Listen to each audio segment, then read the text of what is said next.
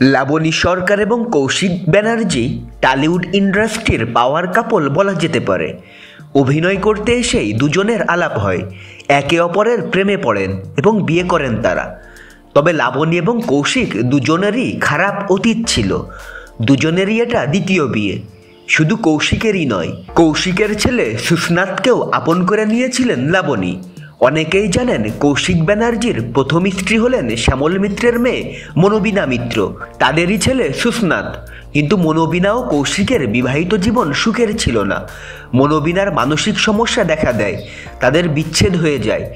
ছেলেকে নিজের কাছে রেখেছিলেন কৌশিক, কিন্তু একা হাতে ছেলেকে মানুষ করা তার পক্ষে সহজ ছিল না।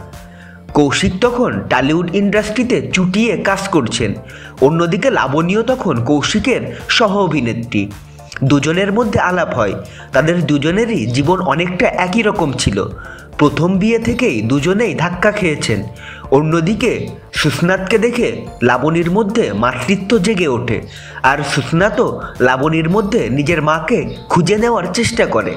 লাবণী এবং কৌশিকের বিয়ে হয়। সুস্নাতও ধীরে ধীরে মায়ের অভাব ভুলতে শুরু করেন। তবে এই বিয়ের সঙ্গে সঙ্গে তিনি নিজে মা হওয়ার ইচ্ছে চিরতরে বিসর্জন দেন। এ প্রসঙ্গে লাবণী সরকার বলেন, আমার সঙ্গে যখন সুস্নাতের প্রথম দেখা হয়, দেখি মা ছেড়ে চলে যাওয়া এক নিরাপত্তাহীনতায় ভোগা ছোট্ট ছেলে। সেই ছেলেটাকে কাছে টেনে নিয়েছিলাম। আমার মধ্যে হারিয়ে যাওয়া মাকে খুঁজে পেয়েছিল ছেলেটি। লাবণী আরও বলেছেন, আমি আর কৌশিক যদি আবারও একটি সন্তানের জন্ম দিতাম, ছেলেটা আবার হয়তো নিরাপত্তাহীনতায় চলে যেত। ওই শখ ওকে আমি দিতে চাইনি, তাই নিজে সন্তানের জন্ম দিইনি। শ্রীরামচন্দ্রের সৎমা কৈকেয়ীর মতো লাবণী শ্রীকৃষ্ণের যশোদা মায়ের মতো মা হতে চেয়েছিলেন।